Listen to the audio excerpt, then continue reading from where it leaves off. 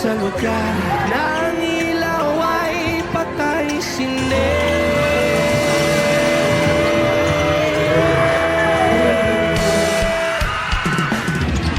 Simulan natin ang istorya ko'y kanyang matalik na kaibigan. Ernesto ang aking pangalan, kwentong dapat niyong malaman. Huwag nang magbulag-bulagan. Bakit ang nais natin ay malaman ang tao ng iba? Pagbibigyan kita. Kilala mo ba si Magda? Na aking kababata mula pa nung pagkabata kami lagi magkasama mga magkapatid.